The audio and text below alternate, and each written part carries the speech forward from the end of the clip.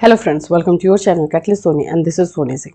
Friends, आज मैं आप लोग के लिए जो वीडियो लेकर आई हूँ वो स्पेशली जो है सीसीएस स्टूडेंट के लिए है। जैसे आप लोग बोल रहे थे कि इंपॉर्टेंट क्वेश्चंस बता देने के लिए जो आने के चांसेस है, तो कल आप लोगों का एग्जाम है कंटेम्प्रेरी का। आज मैं इंपॉर्टेंट क्वेश्चन आप लोग को बता दे रही हूँ, ये सारे आप जरूर करके जाइएगा और डेफिनेटली इसमें से मैक्सिमम लॉन्ग क्वेश्चन तो आ ही जाएंगे, ये मैं 100% आपको बोल रही हूँ। तो चलिए स्टार्ट करते हैं आज के वीडियो को।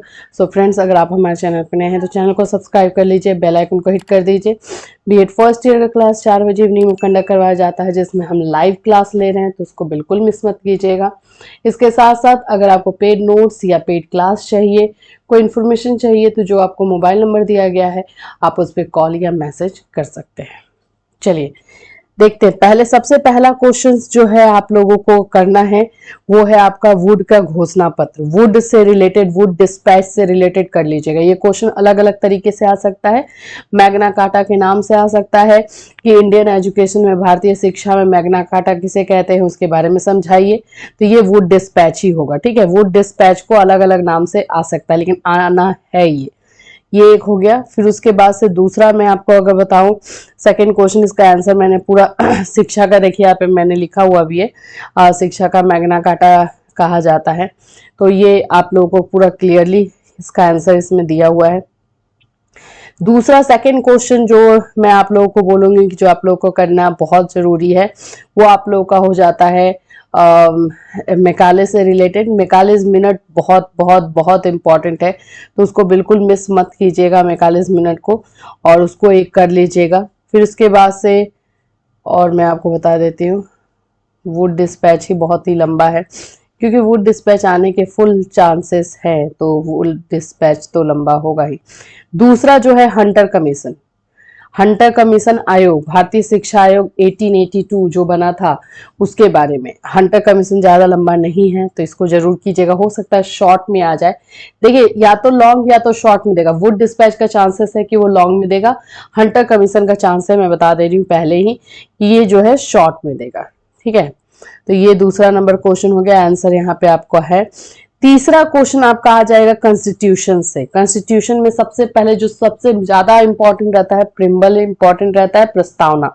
प्रस्तावना को लेकर के अलग अलग तरीके से क्वेश्चन आता है। देखिए, जैसे प्रस्तावना को संविधान का सभा की आत्मा कहा जाता है, समझाए, ये शॉर्ट में आता है। ठीक है, फिर इसके बाद से जो है प्रस्तावना को रीढ़ की हड्डी कहा जाता है, ये कहा जाता है। इसके बारे में प्रस्तावना से रिलेटेड क्वेश्चन आपको आ सकता है।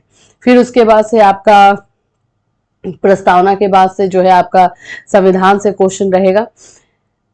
नेक्स्ट हम लोग जो संविधान के बाद से अगर हम बात करें तो आदर्शवाद, प्रकृतिवाद, प्रयोजनवाद और यथार्थवाद, इन चारों में से एक क्वेश्चन रहना फिक्स है। मतलब 100% वाला जो पार्ट मैं बोलूं तो वो, इसको मैं ये भी बोल सकती हूँ, एक क्वेश्चन लॉन्ग में और एक क्वेश्चन जो है शॉर्ट में आना 100% फिक्स है। तो इन चारों को बहुत अच्छे से करके जाइएगा और देखिएगा कि आपको कितना फायदा हो रहा है। इन चारों में से एक क्वेश्चन लॉन्ग में और एक शॉर्ट में आएगा, फिक्स है ये। ठीक है, तो ये आपका हो जाएगा चारों वाद। चारों वाद के बारे में बहुत अच्छे तरीके से जो है क्लास में मैंने समझाया हुआ है। पेड क्लास में तो है ही, साथ में 4 बजे वाले क्लास में भी इसका लिया गया था। तो अगर आप लोग जिन्होंने भी पेड क्लास नहीं लिया है, वहां से जाकर के देख सकते हैं। फिर उसके बाद आ जाइए, एजुकेशन से रिलेटेड आएगा, तो जो वैदिक है, बुद्धिस्ट है, इनमें से एक इस्लामिक है।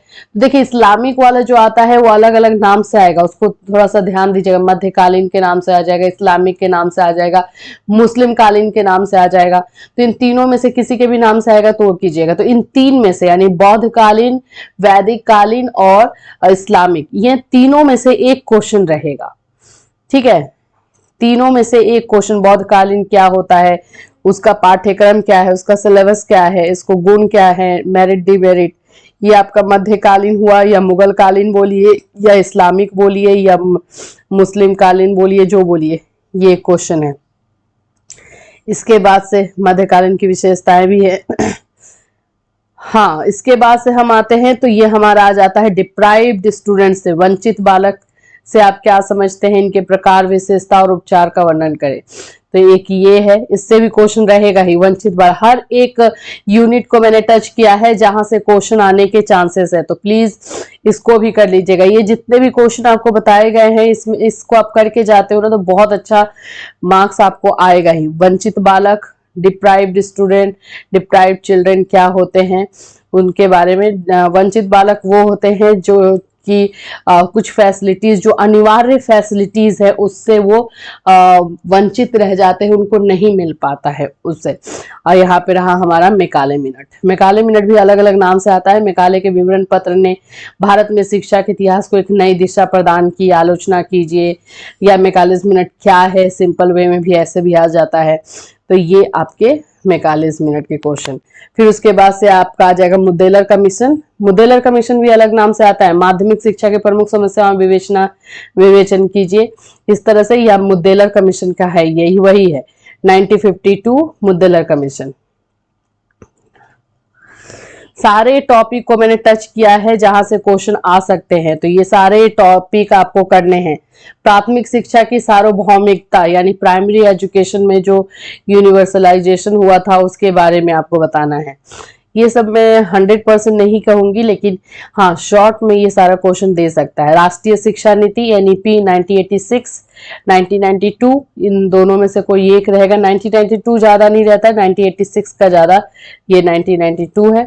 1986 का ज्यादा चांस रहता है। 1986 को ही तो संशोधित करके 1992 में इसको लाया गया था। 3 लैंग्वेज फॉर्मूला शॉर्ट में हमेशा रहेगा ही रहेगा, इसको 100% वाले में मान के चलिए। मिड डे मील, फिर आपका आ जाता है मिड डे मील, इसको कर लीजिएगा। विश्वविद्यालय आयोग, ठीक है, 1948-49। तो ये कुछ ऐसे क्वेश्चंस है फ्रेंड्स जो कि आपको एग्जाम में 100% आने वाले हैं। मतलब ये पूरा करके अगर आप जाओगे, वैदिक कालीन की शिक्षा है ये, तो आपको 100% है कि आप अच्छे मार्क्स लेकर आओगे। ये सारे क्वेश्चन कर लीजिएगा, इसमें से कुछ छोड़िएगा नहीं। एनसीएफ से क्वेश्चन रहेगा, एनसीएफ से 2005 से एक क्वेश्चन रहेगा, वो शॉर्ट में रह सकता है। तो ये सारे एनसीएफ की विशेषताएं हैं, तो ये सारे क्वेश्चन करके जाइए और देखिए कितना अच्छा मार्क्स आता है। शिक्षा का अर्थ, परिभाषा, विशेषता और प्रकार, ये तो मतलब वैदिक कालीन वाले में ही आ जाएगा। एजुकेशन से तो वैदिक कालीन और उसमें से कोई एक पूछ देगा, ठीक है। तो ये सारे क्वेश्चंस अगर आप अच्छे से करके जाते हो तो डेफिनेटली आपको अच्छा मार्क्स आएगा 100%। तो ये सारे इंपॉर्टेंट क्वेश्चन हैं जो कि CCS स्टूडेंट के लिए है, चौधरी चरण सिंह यूनिवर्सिटी, जो कि कल एग्जाम है कंटेम्प्रेरी का। तो अच्छे से एग्जाम दीजिए, ऑल द बेस्ट।